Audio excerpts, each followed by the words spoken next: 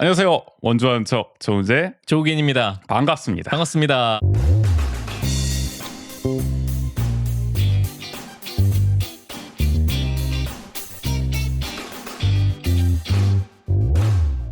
라이브 아는 척 좀 열심히 해보겠다고 했는데 네네. 83회 이후로 또 한동안 못하다가 오늘 또 86회로 이렇게 찾아뵙게 됐습니다. 네.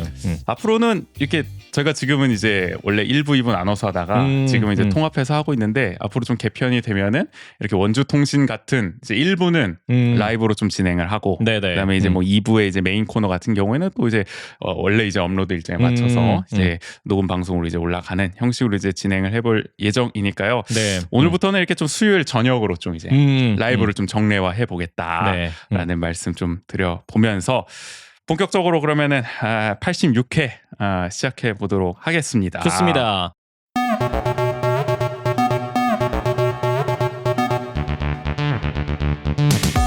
한 주간 원주의 중요한 뉴스를 논평합니다. 원주통신.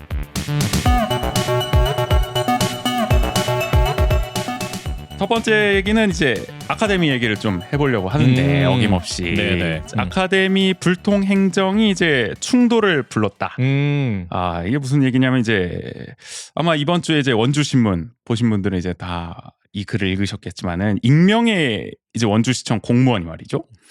아카데미 극장 관련 글을 이제 신문에 기고를 했어요. 원주신문에. 맞아요. 네. 어떤 내용이냐 이제 극장 앞 물리적 충돌.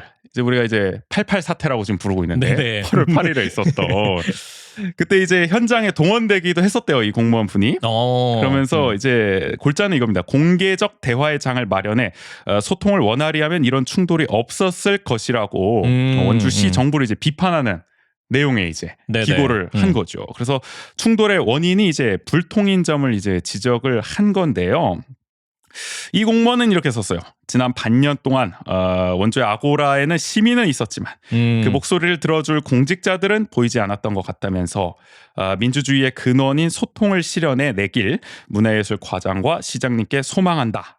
이렇게 밝혔습니다. 네네. 어떻게 보면은 되게 이제 불통의 문제를 좀 직설적으로 좀 지적을 한 게 아닌가라는 네. 생각이 들었고. 그때 여기 아고라를 언급하시면서 고대 그리스 사례를 맞아요. 얘기하면서 막 이렇게 철학자도 좀 등장을 하고 네. 말이죠. 그러니까 그곳에서는 누구나 다 자기의 의견을 얘기할 수 있었고 그 의견들을 모두가 다 들어줬다라는 부분을 강조하면서 요 이야기를 하셨었죠. 그렇죠. 그러니까 이게 한마디로 저기 고대 그리스에서도 이렇게 민주주의를 강조하고 시민들의 목소리를 이렇게 또 들으려고 했는데 정치를 하면서 있어서 지금 원주시는 거의 뭐 고대 그리스가 언제죠? 한 2000년 전인가요? 2000년 더 됐죠. 네, 그 정도 격차가 있음에도 불구하고 지금 행정이 민주주의의 그런 기본도 지키지 못하고 있다라는 점을 어떻게 보면 신랄하게 좀 비판한 글이 아니었나 싶고요. 그리고 마지막에 이 추신처럼 덧붙인 말이 인상적이었어요. 지난 극장 앞 물리적 충돌 상황에서 모든 공무원이 덤벼들려는 마음은 아니었다. 이렇게 썼거든요. 제가 지난 방송 때, 지지난 방송 때 말씀을 드렸잖아요. 이 88 사태 당시에 이 좀 연차가 있는 공무원들 좀 아주 막 강하게 밀어붙이는데 말이죠. 조금 이렇게 젊은 공무원들은 좀 뒤로 빠지는 분위기였다. 네. 그리고 우재 씨가 이렇게 그러니까 어쨌든 충돌이 발생했을 때 이게 밀었을 때 이 정도까지는 아니었을 텐데. 네. 그래서 서로 이렇게 밀고 밀리는 몸싸움 와중에 굉장히 이제 뒤로 그냥 확 밀려버리시는 분들도 있었고 그 정도로 어떻게 보면은 본인들도 여기에 그렇게 참여하고 싶지 않았고 본의가 아닌 경우들이 많았었다는 점을 이 글을 통해서도 좀 우리가 알 수 있지 않나 싶은 생각이 듭니다. 하여간 시정 현안과 관련해서요. 시정 공무원이 이렇게 시 정부를 익명 기고로 비판하는 일은 대단히 이례적이죠. 그쵸. 이런 일을 본 적은 없는 것 같아요. 하여간 한 번도 본 적 없는 시정이 계속 펼쳐지고 있는 와중에 한 번도 본 적 없는 일들이 계속해서 일어나고 연이어서 있습니다. 지금 나타나고 있는 게 아닌가 싶은 생각이 듭니다. 또 사실 공무원의 이런 어떻게 보면은 목소리는 예전에도 한번 나왔었죠. 시정부가 이제 극장 철거를 이미 결정해 놓고 보존 시민들과 간담회를 진행했다는 또 다른 공무원의 이제 내부 고발이 또 나온 바가 있었어요. 그러니까 어떻게 보면은 공직 사회에서 이렇게 연이어 어떻게 보면은 좀 소신 있는 목소리가 나온다는 것 자체가 지금 원강수 시장이 틈만 나면 강조하는 이 소통 행정이 어떻게 보면 현 주소를 보여주는 게 아닌가. 그렇죠. 그리고 생각이 들어요. 그런 모습들을 어쨌든 공직 사회에 있는 분들도 느끼고 있다라는 지점인 거죠. 네, 그런 그렇죠. 아쉬움들을. 네. 그럴 만도 합니다. 지금 사실 이게 소통이 안 되고 있다는 거는 누구라도 지금 공감할 수 있는 상황이거든요. 시민들이 청구한 이제 시정 정책 토론도 그야말로 이악물고 지금 무시하고 있지 않습니까? 그렇죠. 국민권익위원회가 토론을 해라 이렇게 권고했는데도 권익위 판단이 잘못됐다고 이제 그냥 무시한 바 있고. 네. 그리고 행정안전부 산하의 이제 개인정보보호위원회도 상위 법령상 주민등록번호 뭐 이런 걸 요구할 수 없다고 했는데도 그 잘못된 거다. 네. 거기에 대해서 네. 별다른 뭐 그런 입장을 또 표명하지 않고 말이죠. 그런 행보를 보여왔었고 또 이것도 사실 이게 사실 결정적이었을 것 같아요. 저 원주신문에서도 이런 표현을 쓰더라고요. 보도할 때 흡사에 이제 군사 작전을 하는 것 같았다. 공무원들이 이제 동원했잖아요. 88 사태 때 안내 방송까지 해가면서 그런 점들이 이게 사실 이런 행정 이게 이런 얘기 하더라고요. 다른 지자체를 보더라도 공무원을 이렇게 동원한 사례는 없다. 민방위복을 입혀가지고 말이죠.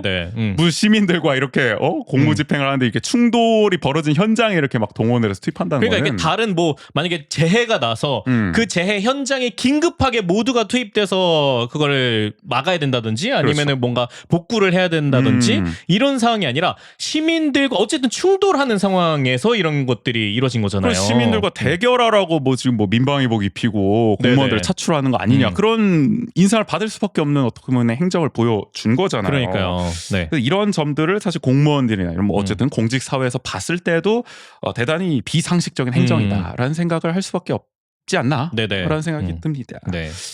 자, 어쨌든 뭐 이런 글까지 나오고 여러모로 지금 아카데미 극장을 둘러싼 시 정부의 행정이 이제 무리수라는 비판이 나오고 있지만 여전히 시 정부는 뭐 철거를 계속 밀어붙이고 있습니다. 네네. 저희 오늘 수요일 아침에 이제 아카데미 극장 저 맞은편에 텐트에 이제 같이 연대를 하러 갔는데 그 옆쪽 있잖아요. 그 아카데미 극장 옆에 문화공유 플랫폼 짓겠다는 거 거기 지금 가건물 들어서 있지 않습니까? 원래 있던 거 가건물 있어요. 그거 이제 철거하는 작업을 시작했더라고요. 그러니까 아침에 갔는데 갑자기 막 그러니까 장비들이 막 오는 거예요. 막 중장비 같은 게. 그러니까 우리는 일순간 뭐야 이거 기술인가? 이렇게 생각을 했죠. 바로 뛰어나가야 되나 지금 저거 뭐야 했는데 이제 가서 현장 소장하고 이제 얘기를 나누고 이렇게 보니까 문화공유 플랫폼 이제 하려고 거기 주변에 이제 가림막을 이제 설치하는 작업 중이었다. 그러면서 본인도 그 얘기를 하더라고요. 이 시에서 얘기를 들었다. 분명히 아침 쪽에서 올 거다. 대비를 하고 있는 것 같더라고요. 약간. 그 막 얘기를 엄청 허심탄회하게 해요. 막 자기는 뭐 사실 별 생각 없는데 저걸 꼭 보존을 해야 되냐 아카데미 극장 이렇게 얘기하는데 저희도 나름대로 이렇게 막 논리를 펼치니까 그런 사정이 있었냐 하면서 나름 좀 토론을 좀 장시간 하시다가 좀 약간 수긍하는 눈치를 보이시면서 좀 가는 그런 일화도 있었는데. 그러니까 그러니까 우리가 이게 계속 일방적으로 충돌하는 상황이 아니라 이런 것들을 위해서 토론하는 자리를 만들자고 하는 거잖아요. 그러니까 충분히 토론을 하면은 어떻게 보면 시민들 입장에서도 그러니까 우리가 이제 뭐 철거와 보존이 지금 대립하고 있다. 물리적 충돌까지도 어떻게 보면 갈 수 있는 상황이다. 이렇게 하고 있지만 대화를 하면은 충분히 타협할 수 있는 지점이 있단 말이죠. 서로 설득할 수 있는 지점이 있고 그런 장을 펼치자는 거. 이 익명의 공무원 기관과도 바로 그런 대화의 장이 있었다면은 절대 이런 물리적 충돌은 벌어지지 않았을 거라는 이제 얘기를 하고 있는 거예요. 저는 오늘 아침에 그런 대화를 좀 나누면서도 그런 생각이 들었다. 충분히 우리가 이걸 이렇게까지 싸울 문제가 아닌데 왜 이러고 있나라는 생각이 어쨌든 들었습니다. 네.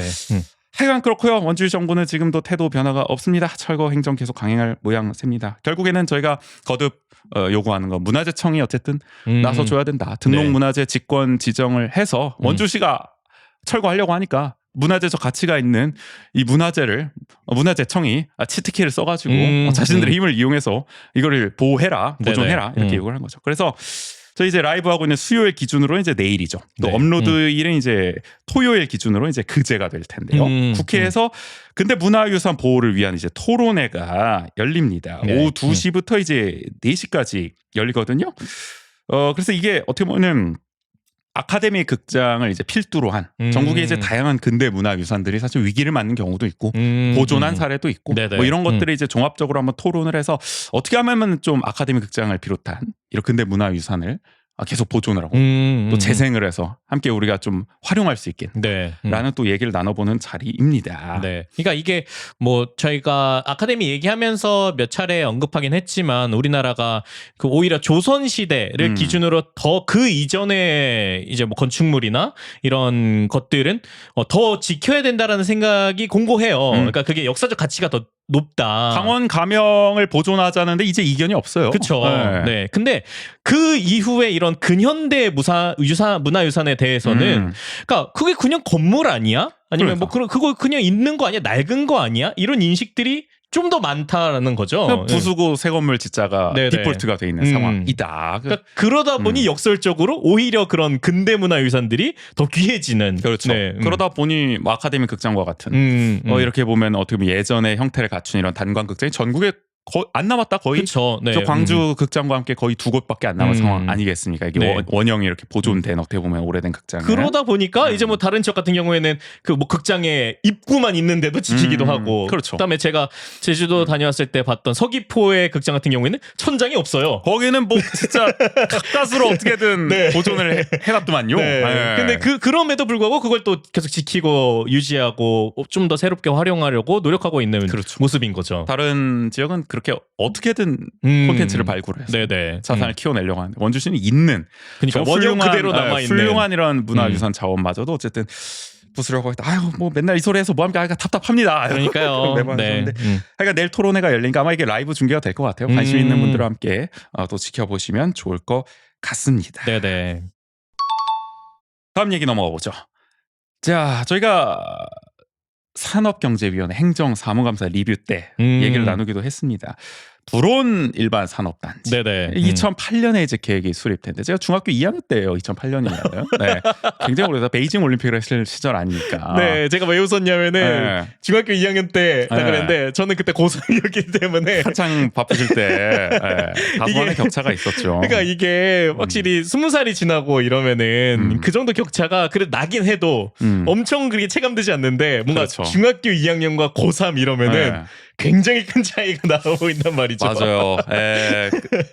특히 뭐 이렇게 좀 2008년 좀 이 시기는 저한테 더 그렇게 느껴져요. 국인 씨와 이제 비교를 네네. 했을 때. 하여간 기억이 나세요? 뭐 불온 이거 뭐 조성된다 했을 때 이거?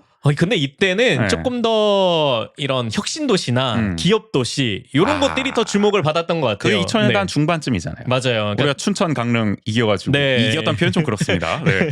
어쨌든 경쟁에서 그래서 이제 막 혁신 도시 뭐 개발되고 그다음에 이제 기업 도시도 들어간다 막 이런 얘기가 한창 이제 나왔던 때여서 불온 일반 산업단지 관련된 내용은 그렇게 강조되지는 않았던 것 같아요. 그러니까 그렇죠. 네. 하여간 그때까지는 뭐 지역에서는 뭐 그냥 그렇게까지 많은 네. 사람만 하는 그런 소식이었고 네. 근데 이게 오히려 오랫동안 조성이 안 되면서 점점 더 유명해지고 있다. 맞아요. 왜 안 되는 거냐 도대체 이런 생각이 들고 뭐 그때도 말씀드렸지만 이게 10년 넘게 막 한다 하는데 조성이 안 되는 이유는 이 주관 건설사가 계속 바뀌고 있어요. 사업성 등을 이유로. 네네. 그러니까 이게 어떻게든 이윤을 최대한 내고 싶어 하는데 그게 안 될 것 같으니까 계속 뭐 포기하는 경우도 생기고 아마 이런 것 같아요. 네네. 네, 그래서 수차례 바뀐 탓이 크다 이런 지적이 나오는데 결국 이번에 또 바꾼다고 합니다. 오. 근데 이번에 좀 달라요.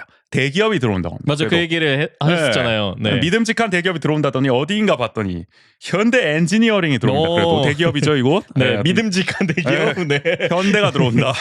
네, 그래서 투자를 확실히 약속했다고 해요. 오. 대기업이니까. 네네. 또 확실하지 않을까요? 네, 그래서 기대감이 좀 크다고 합니다. 뉴스 많이 나왔어요. 그래서 이번에 여기는 좀 믿어볼 만하다. 그래서 네. 이달 내로 사업을 추진해야 된다고 해요. 그냥 8월 안에. 그럼 진짜 얼마 안 남았네요. 8월 아닌 9월이겠죠? 그러니까 뭐 이달로. 근데 이게 왜 그래야 되냐면 이게 이제 사업하려면 은행에서 대출 받아야 되잖아요. 그렇죠. PF 네. 대출, PF 대출 보니까 저 프로젝트 파이낸셜 뭐 아무튼 뭐 저 거시기 있잖아요. 네. 그걸 하려면 이제 그 대출 심사를 받으려면은 이달 안에 해야지 이제 금융기관이 믿고 한다는 거예요. 그래서 원주시 정부는 이 주관 건설사를 변경한 내용을 골자로 한 SPC 특수목적법인 그러니까 이 안에 이제 주주로 참여시키는 네네. 거죠. 이 현대 엔지니어링을 이 주주 협약 변경한 동의 절차를 이걸 시의회 동의를 받아야 되거든요. 급하게 시의원들을 이제 소집을 했던 표현 좀 그렇고 같이 이제 모아가지고 간담회를 해가지고 급하게 동의를 받았다고요. 그러니까 뭐 지금은 정말 이게 시급하기 때문에 그렇지만 항상 이렇게 시급한 것 같아요. 뭔가 이게 왜 이렇게 시급해진 거지? 이게? 그러니까요. 그러니까 이게 모든 사안이 그러니까 아카데미뿐만이 아니라 그렇죠. 그러니까 대부분의 사업이 되게 분명히 아까 그게 잘 안 되다가 극적으로 됐기 때문에 이런 거는 이해는 되는데 항상 왜 이렇게 시급할 수밖에 없는가 이런 것들이 조금 아쉬움이 든다는 거죠. 그러니까 요거는 이제 사실 정식으로 받으려면은 이제 임시회 네네. 소집을 해서 임시회에서 뭐 해서 승인을 받고 이렇게 해야 되는데 그 전에 일단 가 동의는 받아놔야 그쵸. 은행에 뭐 얘기도 하고 이렇게 하니까 아마 그렇게 했나 봐요. 그래서 어제 화요일인가 뭐 이제 시장하고 이제 시의원들하고 다 이제 간담회도 하고 그랬던 것 같더라고요. 네네. 이거 관련해서. 그래서 시의회가 논의를 했고요. 다음 달 시의회에서 이제 최종 승인이 되면은 지금 아마 가승인 가동의를 받은 것 같고요. 이제 대출을 받아서 같은 달, 그러니까 9월에 아마 이제 바로 착공이 가능할 것으로 전망하고 있습니다. 사실 네. 원광수 시장은 뭐 상반기에 착공하겠다고 했는데 좀 그쵸. 늦어진 거는 있어요. 네. 아마 주간건설사 선정이 좀 늦어지고 이러면서 밀리긴 했는데 그래도 들어가네요. 들어간다면 다행입니다. 일단은 대출이 나오면. 아, 그렇죠. 네. 자, 근데 이게 규모가 일단은 당초 100만여 제곱미터였는데 60만 제곱미터로 일단 규모는 좀 축소가 됐습니다. 아마 사업의 좀 수익성을 높이기 위해서 좀 뭐랄까 밀도를 높였다. 네네. 그렇게 볼 수도 있는 것 같고요. 그 다음에 이제 민간 자본 이제 1,500억을 투입해서 2025년 12월 준공을 지금 이제 목표로 하고 있습니다. 네네.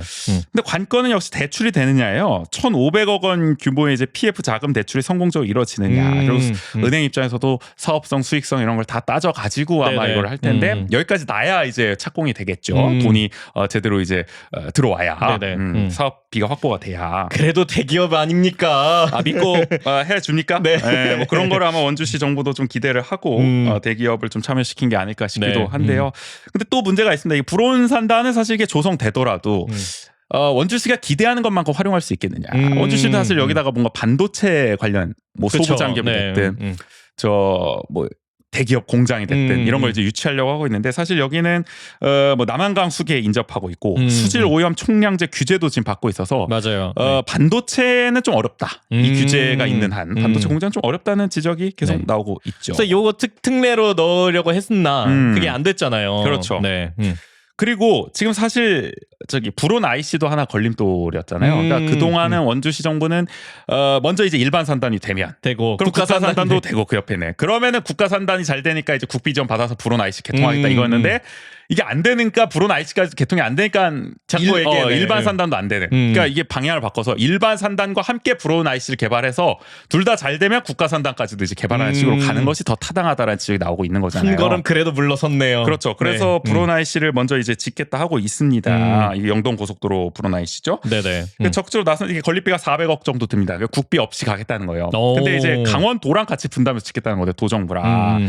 관련 예산을 2차 추경에 편성할 계획이라고 합니다. 아마 이거는 이제 뭐 용역이겠죠. 이 설계가 관련해서. 근데 이제 향후에 이제 이 400억을 얼마나 분담할 거냐 강원도랑 200억, 200억씩 할 거냐, 몇 대 몇으로 할 거냐 두도. 네네. 아마 좀 얘기가 많이 나오지 않을까. 그러니까 이것도 관건이에요. 과연 예산 분담 비율이 어떻게 정해지느냐도 쟁점이다. 네. 그러니까 이게 서원주 IC 저희가 얘기하면서도 그랬지만 어쨌든 필요는 한데, 그러니까 이게 너무 거기에 매몰되면은 실제로 우리가 감당할 수 있는 것 이상의 어쨌든 지출이라든지 아니면 나중에 봤을 때 그거 꼭 그때 그렇게 했어야 됐어라는 얘기가 나올 수도 있기 때문에 그렇죠. 어떻게 보면 서원주 IC 사례를 잘 교훈 삼아서 서원주 IC도 머리 아프잖아요 지금.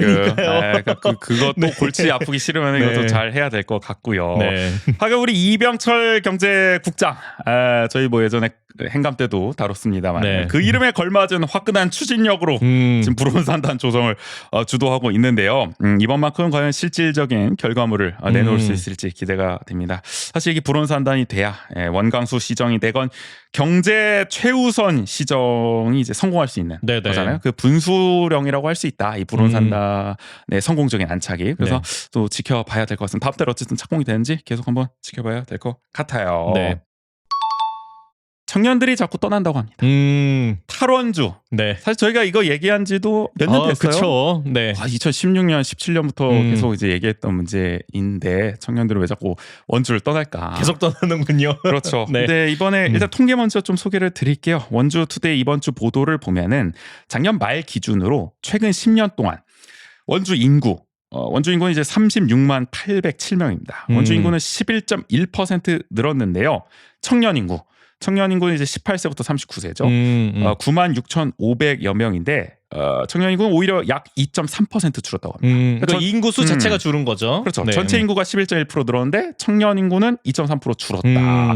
이거는 어떻게 보면은 좀 의미심장한 대목이라고 할 수 있는데 그러다 보니 이제 전체 원주시 인구에서 청년이 차지하는 비율도 30.5%에서 26.7%로 이제 낮아졌다. 어떻게 보면 청년들의 이런 탈원주가 좀 눈에 띄는 모양새다라고 볼 수가 있어요. 보면은 대부분 수도권으로 떠났다. 어디로 갔느냐 보면은 작년에 원주를 떠난 청년 2명 중 1명 55.8%니까 수도권으로 갔다고 해요. 뭐 사실 이유는 다양하겠죠. 뭐 일자리도 있겠고, 그렇죠. 뭐 문화 여가도 있겠고, 교육도 있겠고. 하여간 뭐 저희도 여러 가지 좀 고민이 되긴 합니다만은 왜 떠나는 걸까? 그 얘기를 좀 잠깐 나눠봐도 좋을 것 같아요. 네. 네. 그러니까 일단 이게 저도 다양한 통계들을 봤을 때 느껴지는 건 어쨌든 인구 비율이 주는 것 중에 하나는 이 10년 사이에 혁신도시 가장 크긴 한데 기업도시도 같이 오면서 의외로 40대, 50대 인구가 많이 유입됐어요. 그렇죠. 네, 근데 네, 사실 네. 예상됐던 결과요. 사실 맞아요. 네. 뭐 사실 그 기업의 중견급들이 오고 뭐 이러면 연차가 있는 분들이 올 것은 예상이 됐기 네네. 때문에. 그러니까 그러면서 그러니까 전체 인구에서 비율적으로 청년 인구의 비율이 좀 낮아진 부분도 있고 일단은. 맞아요. 근데 그것과 동시에 원래 거기에서 비교했을 때 당초 기대는 그래도 신입이나 아니면 20, 30대들이 더 유입이 많이 될 거다. 난 예상한 것보다 더 안 왔던 거죠. 그리고 원래 당초에 계속 원주를 떠나는 청년들의 인구도 있고 이러다 보니까 이게 복합적으로 작용한 부분들도 있는 것 같기는 해요. 네. 그렇죠. 그리고 이제 대학들도 문제죠. 뭐 상지대도 그렇죠. 네. 한라대도 그렇고 어렵습니다. 네. 신입생 충원율이 굉장히 어려워요. 90%도 안 되는 상황이 계속 벌어지고 있으니까 계속 갈수록 학력 인구는 줄어들고 있고 대학을 가는 인구는 줄어드니까 지방대들이 타격을 받고 있는데 원주권 이제 지방대학들도 많이 이제 네네. 거기에 영향을 받다 보니 전반적으로 20대 인구 뭐 내지는 또 30대 인구까지도 이제 감소를 하는 것. 사실은 뭐 원주만의 문제는 아니잖아요. 이게. 맞아요. 강원도 뭐 모든 이 지역들이 다 지자체가 다 고민을 하는 부분이고 원주가 그나마 또 사정이 나은 편이라는 이제 얘기도 뭐 맞죠. 사실 네네. 그나마 나은 편이다. 근데 그렇다고 하더라도 어쨌든 이거를 뭐 우리가 좀 그래도 좀 심각하게 좀 받아들일 필요는 있지 않을까라는 네. 생각이 들거든요. 네. 그러니까 여기 댓글로도 이게 방금 적으셨는데 보통님께서 타 지역에서 이사를 오셨는데 일자리를 구하러 탈원주 하려고 하신다고. 네. 그래서 발전 가능성이 있는 직업을 원주에서는 구하기가 힘들다. 맞아요. 네. 근데 이게 진짜 맞는 말인 게, 그러니까 이게 단순히 일자리가 없다 문제가 아니라, 그러니까 그런 얘기를 하잖아요. 일자리 원주 차고 넘치는데 왜 다들 일자리 없냐고, 일자리 없다 그러냐. 네. 저희가 한번 뭐 지적을 한 시의회에서도 그런 얘기가 나왔었죠. 그러니까 일자리의 스펙트럼이 넓지 않은 거죠. 그렇죠. 그러니까 기본적으로. 네. 이게 오늘은 저희가 뭐 사실 제가 뭐 청년 세대의 전반적인 이제 뭐 그런 걸 일반화해서 말할 수는 없고 저희가 경험하고 있는 저희 바운더리, 그러니까 문화기획 영역이라든지 이런 데 경험을 토대로 주변 동료들이 겪는 고민 이런 걸 토대로 한번 말씀을 드려볼게요. 지금 스펙트럼을 말씀해 주셨는데 문화를 예로 들어보자고. 원주시에서 예를 들어 문화 기획을 한다든지 문화 쪽으로 뭔가 이제 꿈을 펼치고 싶으면 예를 들어 상지대도 문화 콘텐츠 학과가 있고 뭐 다른 쪽이 대학들도 다 관련 학과들이 있는데 거기를 졸업한 학생들은 원주에서 어디에 취업을 할 수가 있느냐 라고 봤을 때 굉장히 한정적이라는 거예요. 할 수 있는 게. 네. 그것도 어렵게 찾더라도 저임금, 장시간, 불안정 노동의 가능성이 대단히 높은 상황이고 결국에는 제 주변에서 함께 그래도 원주에서 뭔가를 해보자. 문화계획을 해보자. 2017년, 뭐 16년 그때부터 했던 친구들이 지금 절반이 뭐야? 다 뭐 거의 타노스예요. 거의 지금 다 서울로 갔어요. 간 이유가 원주는 도저히 버티려고 해도 버틸 수가 없다니까. 서울에 가야 그나마 내가 원할 수 있는 일자리가 있고 그나마 정착할 수 있다. 그리고 실제로 서울에 가서 굉장히 자신의 꿈을 잘 펼치고 있는 친구들이 많고 원주였으면 과연 그렇게 내 꿈을 펼칠 수 있었을까 싶은 말을 하는 친구들이 굉장히 많단 말이에요. 그러거나 아니면 원주에서 창업을 하거나. 근데 그 창업도 녹록지가 않잖아요. 창업을 한다는 것도. 그러니까 그거잖아요. 그러니까 내가 취업할 곳이 없으니까 내가 만들겠다 내 길을. 근데 그게 어디 쉽냐고요. 사실 그게 뭐 좋게 말하면은 블루오션이라고 할 수도 있지만 아무도 개척하지 않은 데는 또 이유가 있는 법 아니겠습니까? 근데 그러니까 특히 문화 분야, 물론 맞아요. 다른 분야도 마찬가지겠지만 원주나 강원도에서 문화 분야의 시장성이 높냐. 근데 문화 분야는 특히 더 어쨌든 인적 이런 자원들과 아니면 다양한 뭐 자원들과 연계되는 경우도 많잖아요. 그러니까 만약에 극장을 내가 하려고 그래요. 근데 극장에 볼 사람이 굉장히 이제 절대적인 수치 자체가 낮은데 그게 과연 내 정말 수익으로 연결될 수 있느냐 이러면 쉽지 않다는 말인 여기서 거죠. 극장은 뭐 저기 고시네와 같은 정말 작은 영화관 뭐 이런 걸 말씀하신 거죠. 특색이 뭐 멀티플렉스 이런 게 아니라 어쨌든 그런 식의 좀 특색 있는 걸 하려고 그래도 지역에서 그러니까 비수도권에서 하기는 굉장히 좀 어렵다라는 말씀인 것 같습니다. 네.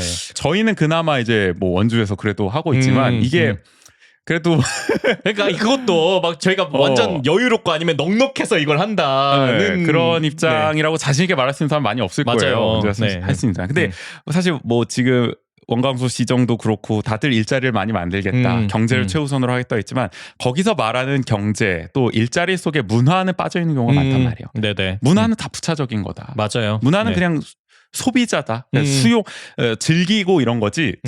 정작 문화를 매개로 뭔가 일자리를 만들어보고 문화가 일자리인 사람들, 문화를 통해서 뭔가 이렇게 경제적인 그런 성과를 거두려는 사람들에 대한 정책은 안 보이잖아요. 맞아요. 원광시장에서. 네. 그러니까 정말 그 생태계를 만들어 가고 있는가 하면은 정말 의문인 상황인 거죠. 특히 네. 뭐 이번 시정 들어서는 뭐 댓글에서도 아카데미 극장 얘기해 주시지만 아카데미 극장 비롯해서 법정 문화도시 사업이라든지 여러 가지 그동안 좀 문화 생태계를 그래도 그나마 갖고 왔던 이런 다양한 좀 정책들, 시민 주도의 또 활동가 주도의 이런 정책들을 줄줄이 다 뒤엎고 있는 상황이니까 진짜 여기 종사하던 분들, 저희와 함께 일하던 분들 중에는 진짜 원주 떠날 수밖에 없다.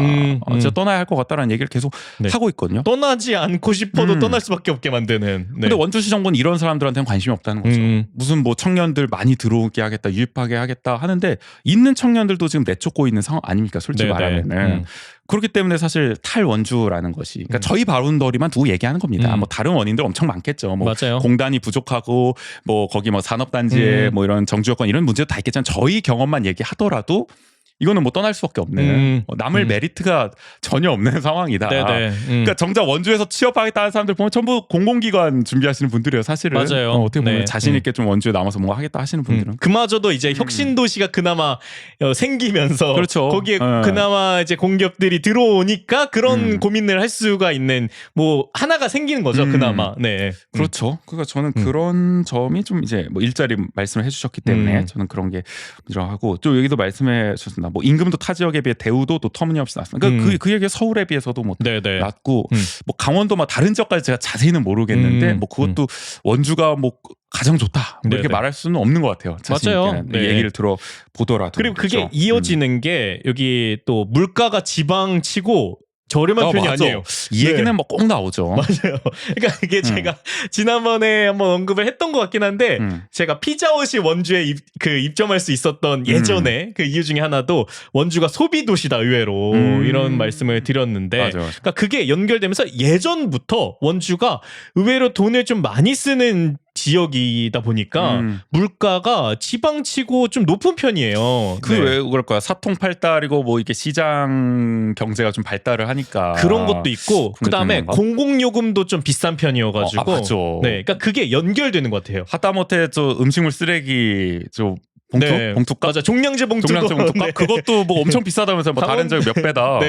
뭐 양구였나 어디였나에서는 6배 그러니까 뭐 이랬던 것 같기도 그런 것만 하고. 보더라도 생활 물가가 굉장히 비싸다. 그러니까 이게 말씀하신 게 딱 맞아요. 임금은 낮은데 물가가 높으면 어떻게 버팁니까 여기서? 맞아요. 그러니까 이런 거에 대한 그 종합적인 문제가 있는 것 같고요. 그리고 말씀 또 해주셨는데 문화 얘기해 주셨어요. 문화와 여가 생활도 노답으로 만들어 버렸다. 뭐 제가 여러 차례 뭐 축제 지역했죠. 뭐 땡카도 그렇고 뭐 아카데미 극장이라든지 법정 문화도시 여러 가지 이런 문화 어떤 콘텐츠 자원들을 지금 줄줄이 다 재미없게 뒤집고 있잖아요. 솔직히 말해서 다 그냥 정말 전형적으로 어디에서나 볼 수 있는 뻔한 방식으로 지금 뒤집고 있으니까 이게 있던 재미도 없어지는 그나마 있던 재미도 그나마 그래서 원주를 만날 수 있는 그 기회조차 없애버리는 거잖아요. 그런 그래도 것들은. 이 도시만의 좀 매력을 느낄 수 있는 어떤 요소들이 문화영에서 그나마 좀 생겨나고 있던 참이었는데 그런 것까지 지금 어떻게 보면 산산이 좀 격파해버리는 지금 상황이기 그리고 때문에 그냥 천편일률적인 어떤 그냥 행사들로만 이루어지고 있으니까. 그렇죠? 근데 요즘 트렌드가 지역의 색깔을 살리는 로컬이 더 강조되고 있는 이 흐름인데 그러니까. 오히려 그걸 또 역행하는 약간 그러니까 이게 이해가 안 되는 거죠. 경제를 살리겠다고 하지만 그 원광 시장이 말하는 경제와 뭐 일자리나 이런 굉장히 협소한 시각에서만 이루어지고 있는 거다. 그러니까 이런 부분에 대한 고민은 거의 없다는 점이 맞아요. 어떻게 보면은 이 얘기 계속 드리는 앞으로 이런 탈원주 청년들이 어떤 원주를 떠난 현상을 앞으로 계속 더 가속화시킨 가능성이 높기 때문에 이런 우려를 담아서 계속 반복해서 말씀을 드리고 있는 거거든요. 그러니까 일자리도 가장 큰 문제겠지만 어떤 지역에 남게끔 만드는 거는 그런 다양한 경험들 그렇죠. 그리고 이 지역에서 뭔가 새로운 게 있구나라는 어떤 애정 그리고 그러한 만나는 경험들을 계속 하다가 새롭게 만나는 사람들의 관계가 생기는 거잖아요. 그렇죠. 그러니까 이게 사실 그래요.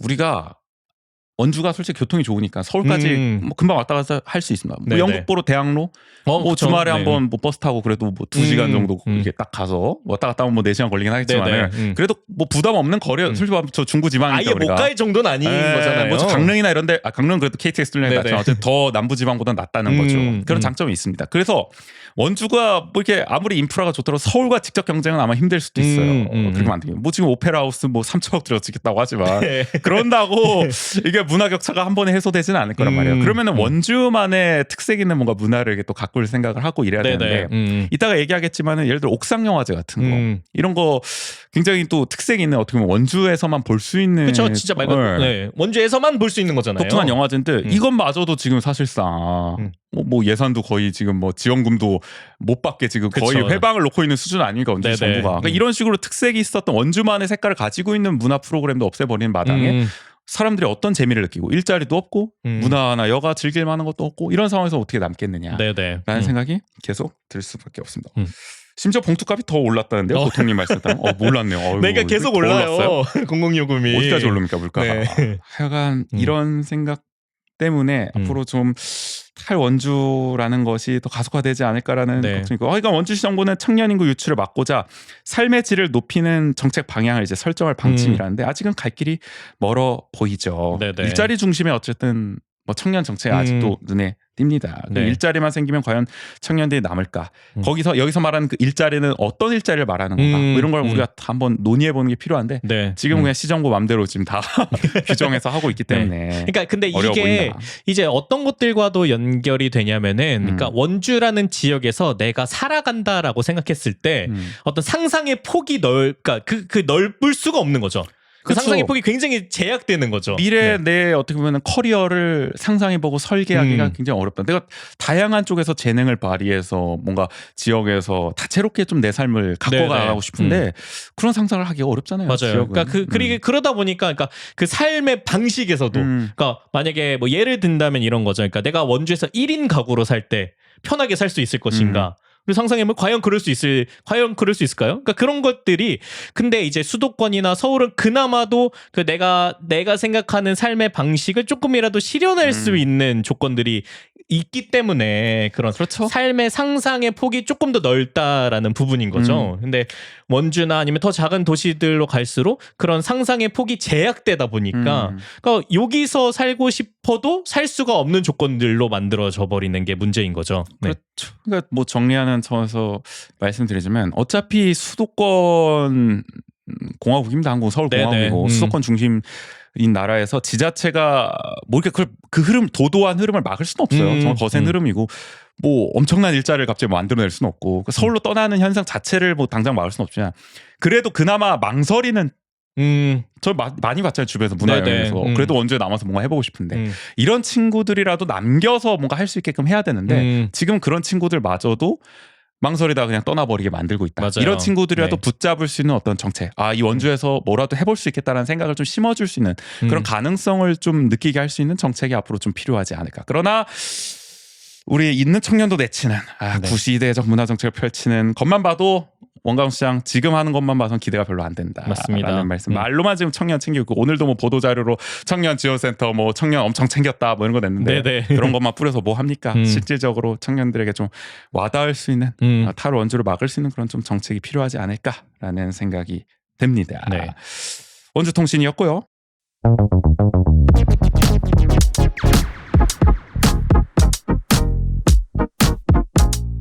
함께 알면 더 좋은 원주의 생활 정보 대신 전해드립니다.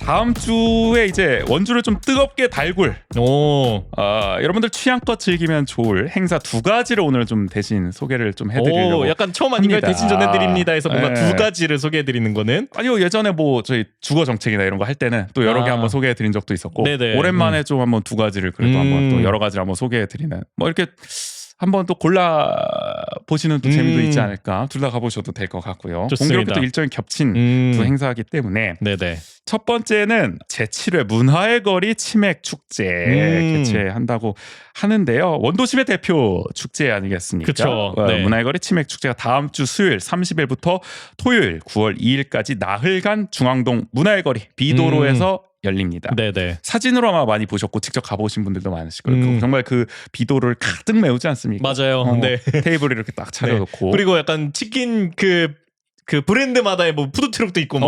그러니까 네. 뭐 줄도 엄청 서 있다 뭐 그러더라고요. 네, 네. 저는 지나가면서 이제 구경을 하고 막 이런 기억은 나는데 하여간 이제 30일 오후 7시 중앙 무대 있잖아요. 저 야외 공연장. 네네. 거기 이제 개막식을 시작으로 매일 오후 6시부터 9시까지 진행을 한다고 약간 합니다. 축제네요. 네. 그래서 이제 원주 유명 치킨과 같은 뭐 원주가 또 치킨으로 유명하잖아요. 그죠. 통닭? 정확하게 얘기하면 통닭이죠. 통닭. 네. 통닭. 원주 3대 통닭. 3대 통닭. 하여간 그래서 이제 그런 통닭들을 좀 만나볼 수가 있는 자리다라고 보시면 될 것 같습니다. 네네.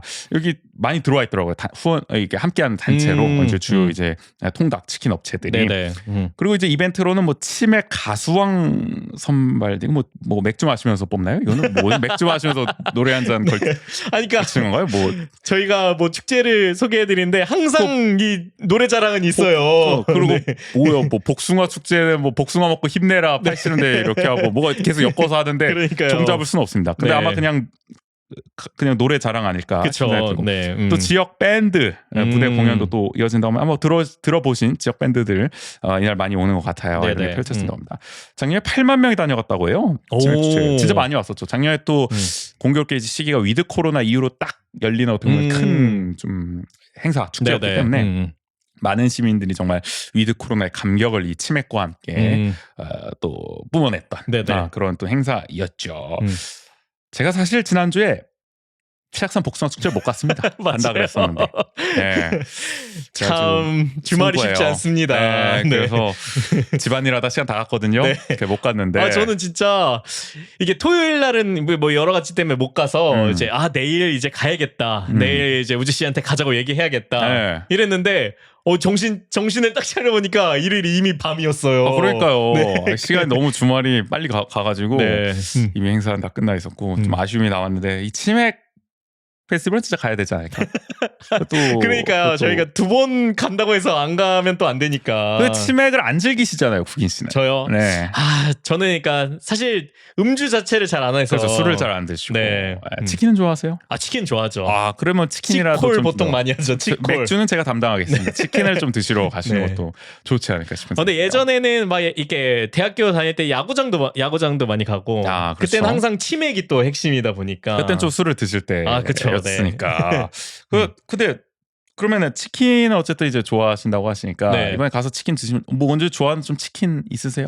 원주 뭐 통닭이든. 통닭. 저는 옛날 통닭 스타일을 또 좋아하는 편이어가지고 예전에 제가 태장동 살 때는 그 3대 통닭 중에 하나인 상동 통닭이 상동 통닭. 네. 거기가 이제 태장동에 있었거든요. 또 저희 아버지가 굉장히 그런 옛날 통닭 스타일을 좋아하셔가지고 항상 그 퇴근길에 아버지가 이렇게 종이 봉투에 통닭을 한가득.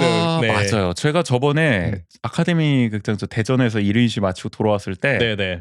저기 그거로 주셨어요. 고생했다고 또 네. 아침 쪽에서 함께 하고 있잖아요. 그래서 그거 받아 먹었던 기억이 있는데 처음 먹어봤는데 굉장히 맛있더라고요. 맞아요. 네. 이게 굉장히 유명한 브랜드다 원주에서 얘기 들으니까 이제 기억이 나네. 아마 거기였을지 모르겠지만 어쨌든 그리고 그러니까 다른 통닭도 아마 비슷할 거고 그다음에 이거는 약간 프랜차이즈 같은데 원주에 가마치 통닭이라고. 가마치 통닭? 네. 근데 그것도 약간 옛날 통닭 스타일로 튀겨내는 통닭이에요. 그냥 옛날을 좋아하시는군요. 옛날 방식, 오리지널 방식. 네, 근데 뭐 약간 프랜차이즈도 좋아하긴 하지만 확실히 그런 한 마리 통째로 튀기는 그 맛이 있어요. 그게 근본이다. 네. 라는 생각하고 저는 사실 상지대를 다녔었기 때문에 우산동에 살았고 또 진미 통닭이 또 우산동 맞아요. 유명하죠. 대표주자. 네. 어디 나왔어? 3대 천왕인가? 백종원. 맞아요. 거기 나왔던 거기가 원래 지금은 아마 홀 영업을 안 하는 걸로 알고 있는데 배달만 하거나 포장만 하거나 그랬던 걸로. 근데 제가 학교 다닐 때는 잠깐 그래도 그 마지노선 겹쳤어요.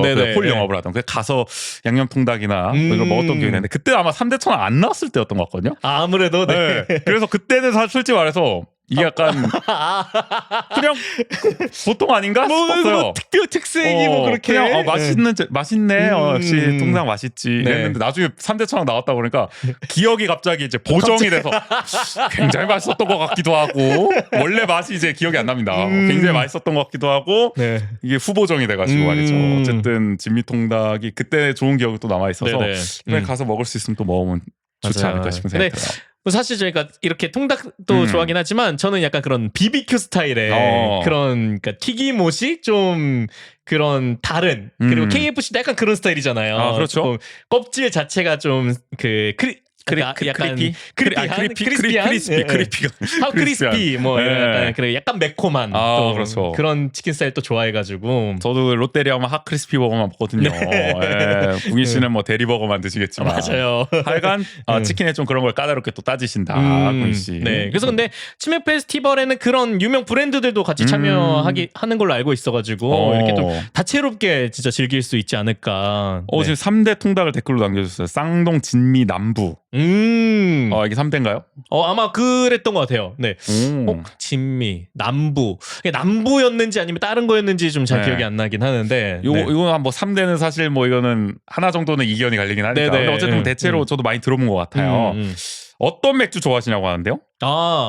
저는 딱 이건 확고합니다. 네. 저는 라거를 좋아합니다. 그러니까 큰 걸로 봤을 때 에일이나 라거 중에서는 라거. 뭐 보통 한국인들은 근데 보통 라거를 많이 좋아하지 않나? 근데 요즘에 이렇게 그 브랜드 맥주들이 많잖아요. 맞아, 에일은. 네, 에일이 특히 그런 API도 그렇고. 저도 옛날에 에일 되게 안 좋아했었거든요. 이럴 거면 맥주 왜 마시냐. 네. 근데 또 이게 취향에 맞는 걸 좀 마시다 보니까 이 또 맛을 좀 또 우리 치약 에일 이런 것도 있지 않습니까? 그쵸. 원주를 기반으로 하고 있는 그런 것도 마시고 그러다 보니까 그 매력을 좀 알게 되더라고요. 네. 저는 둘 다 좀 좋아하게 됐어요. 저는 근데 약간 그런 과실향 그러니까 이런 걸 그렇게 에일은 절대 안 드십니까? 저는 될 수 있으면 피하는 편이에요. 그래요? 차라리 콜라를 먹겠다. 내 입에 흙이 들어가도 차라리 콜라를 먹겠다고?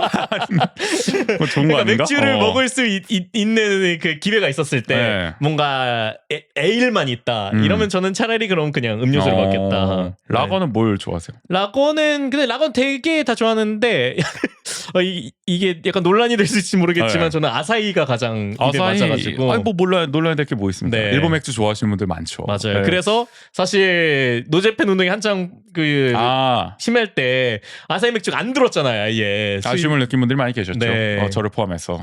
덕분에 뭐 애시당초 이렇게 많이 음주를 하진 않았는데 더 안 하게 됐었죠. 그거 사셨잖아요. 저거 아사히 요새 뭐죠? 생맥주. 그거 뭐 맛있다면서요. 맛있죠. 혼자 다 드셨죠? 그렇죠. 혼자 다 구하셔가지고 어디서? 아니 제가 그래서 말씀드렸잖아요. 그냥 여기 가면 바로 있어요. 또 혼자 잘 즐기셨고 아사히. 저도 아사히 좋아하고요. 일본 맥주 저 좋아합니다. 뭐 기린도 좋아하고 삿포로 뭐 다 좋아합니다. 뭐 칭따오도 좋아하고 주로 해외 맥주 많이 마시는 것 같네요. 그런 종류들 좋아하고 기네스도 좋아하고. 맞아, 그렇죠. 취향이 없는 것 같네 이렇게 얘기하니까 다 좋아하는 것 같네요. 저는 그래서 예전에 산토리 그 몰츠 그것도 많이 먹었고. 저도 그때 그런 걸 안 먹어요. 블랑? 과일향 강한 거 라거 중에서도 약간 그런 거는 좀 안 먹게 되는 거 있어요. 맞아, 불랑 이런 건 안 먹고 주로 일본 맥주나 칭따오 같은 맞아요. 이런 걸 먹게 된다. 맥주 약간 맥주 리뷰가 갑자기 돼버려가지고 중요해요. 근데 여기 치맥 축제에도 맥주 종류가 좀 다양할까. 근데 이런 데는 보통 막 카스 이런 데랑 계약 맺고 그냥 카스 생맥주 다 깔아놓잖아요. 근데 요즘엔 또 특히 켈리가 유행이었어요. 아마 이번 연도에는 좀 켈리 이런 뭐 후원이나 스폰이나 이런 게 많이 들어오지 않을까. 여기 손석구 씨가 광고한 거죠. 맞아. 켈리 엄청 붙어있더만 가게 가도.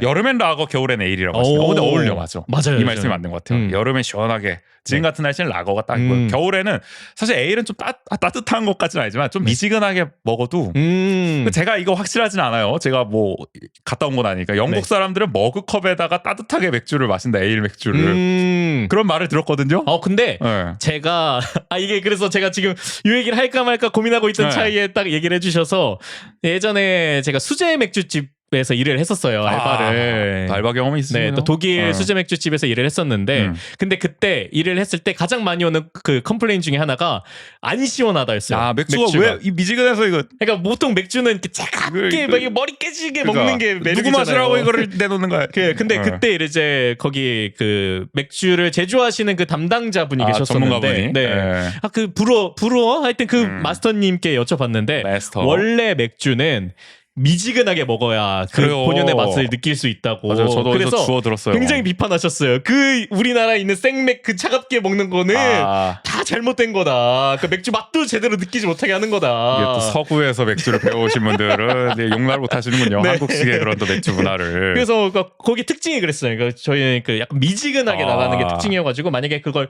요구하시면 얼음을 좀 그냥 드리던지 그렇게 했었었죠. 네. 거의 뭐 저거 역전 할머니 맥주 이런 거 보시면 거의 긴급 조치 선포하고 싶으시겠는데요? 그 더 이상 맥주가 아니다.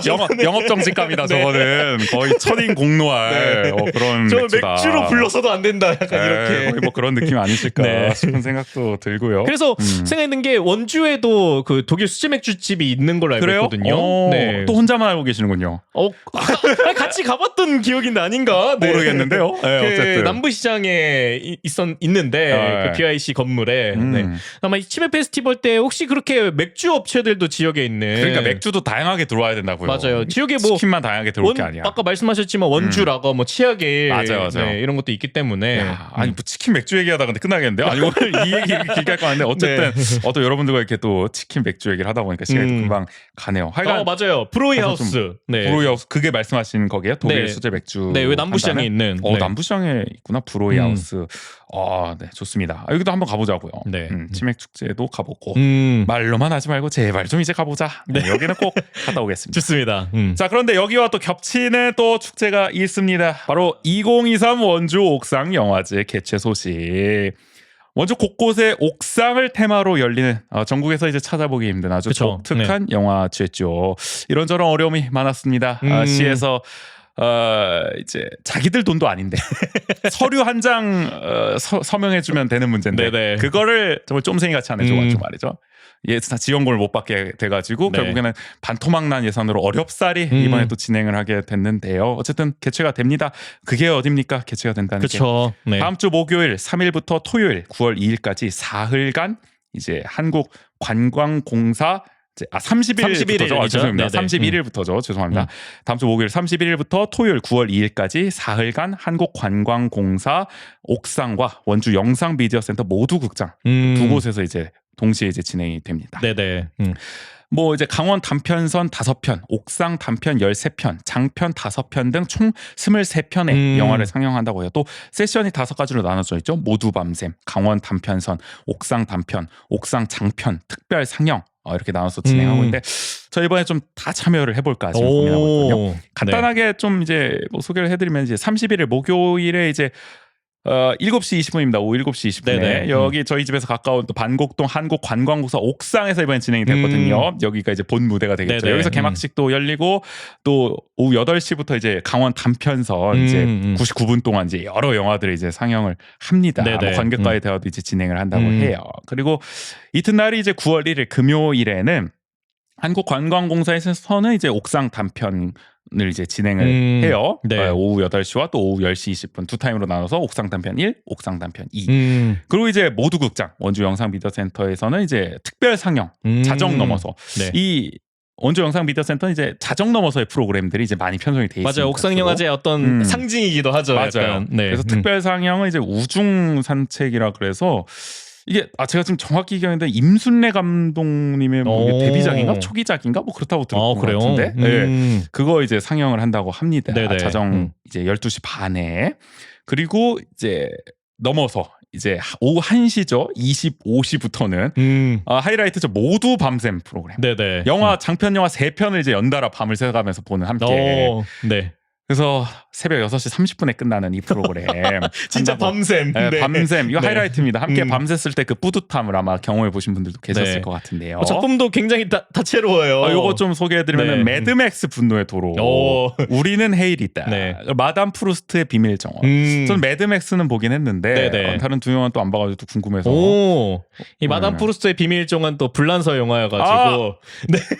불란서 영화. 제가 불란서 영화 네. 편견이 있는데 이게 약간 가장 어려운 시간대에 또 마지막 영화로 배정이 돼가지고. 마지막 영화여가지고. 한 새벽 4시쯤 하는 것 같은데 사실 이거. 좀 걱정이 됩니다, 저 이거. 아니면 배려 차원은 아닐 테고. 이거 잘 버티. 챌린지네요 일종의. 네. 여기까지 버틸 수 있나 여러분들 봅시다 약간 이런. 그러니까 이게 사실 너무 피곤할 시간에 매드맥스가 또 낫지 않을까 싶긴 한데. 그러게요. 네. 그러나 가장 이제 어떻게 보면 많이 볼 수 있는 시간대 매드맥스 그러니까요. 편성에서 하기가 잘 버텨보셔야 될 것 같아요. 편안히 주무시. 아예 또 너무 그러면 버텨야죠 어떻게든. 네. 밤이 했으면. 자, 좋은 그다음에 영화입니다. 맞습니다. 네. 마지막 날인 9월 1일 토요일은 한국관광공사에서만 열립니다. 옥상 단편 3 세션이 열리고요. 네네. 또 옥상 장편을 이제 마지막으로 잔고, 분노의 적자. 네. 이게 이제 장고라는 영화를 아마 이게 좀 이 제목을 좀 본따 가지고 한 영화인 것 같아요. 한국 영화로 저는 알고 있는데 정확한 네네. 뭐 소개는 아마 옥상영화제 인스타그램에 들어가시면 다 나와 있거든요. 또 여기 또 관객과의 대화도 진행한다고 하니까 마무리를 또 이렇게 또 함께 하실 수 있으면 좋을 것 같습니다. 네. 사실 저 이번에 모두 밤샘 신청했어요. 오. 예매할 수 있는 건 다 했거든요. 이거 네네. 이번엔 진짜 제대로 즐겨보려고. 제가 그동안 옥상영화제를 항상 잠깐만 다녀왔어요. 맞아요. 저도 한 번 이렇게 풀로 좀 제대로 즐겨본 적이 없어가지고 이번엔 진짜 좀 제대로 3일 내내 나 3일 내내 해보겠다. 또 의미 있는 옥상영화제 아닙니까? 이번에 그쵸. 또 어려운 속에서 네. 개최가 된. 그 좀 다 하려고 모두 밤샘까지 하고 제가 또 계획도 세웠어요. 모두 밤샘 하고 끝나고 6시 네. 반에 새벽 시장 가가지고 새벽 시장 구경까지 하고 난 돌아가겠다 집으로. 네. 그 완벽한 또 코스까지 짜놨거든요. 네. 어차피 이렇게 오시는 길이잖아요. 맞아요. 그리고 네, 여기 보건소 쪽이니까. 네네. 네, 그래가지고 딱 좋지 않을까 싶은 생각이 들고요. 또 벌써 이제 모집했어요. 함께 파티원들을. 파티원도 모집이 네. 누가 제안을 주셨어요. 사실 제가 기획한 거 아니에요. 그래가지고 네네. 그거 좋은 아이디어인 것 같아요. 그래서 또 함께 하실 분들도 함께 또 이게 주말 새벽 시장은 느낌이 또 다르기 때문에 그러니까 또 사람이 많다고 들어가지고 저는 평일에만 가봤기 때문에 또 궁금해요. 네. 그리고 또 혁신도시 한국관광공사 옥상을 언제 가보겠습니까? 우리 그렇죠. 저희가 이게 그리고 완전 옥상은 아니에요. 2층이나 뭐 이런데 3층인가 거기 왜 중간층에 이렇게 옥상 있는 경우가 있잖아요. 거기서 한다고 하니까 또 나름 그래도 그러니까 평소에 관광공사 갈 일이 잘 그렇죠. 없으니까 뭐 야경도 좀 이제 볼 수 네. 있지 않을까. 또 우리 꺼지지 않는 등대 저 신평원도 있지 않습니까? 눈물 나는 그런 건 네. 야경도 이제 좀 보면서 좀 즐길 수 있지 않을까 싶은 생각도 듭니다. 저희 네. 집에서 또 가까워서 참 좋네요 이번에는. 그러니까요. 예전에 상지대 한의학과 뭐 이런 데 살 때는 제가 또 멀리 살 때여가지고 네, 좀 네. 힘들었는데 약간 뭐 잘 됐고요. 또 제가 보고 싶었던 영화 유령극을 또 이번에 합니다.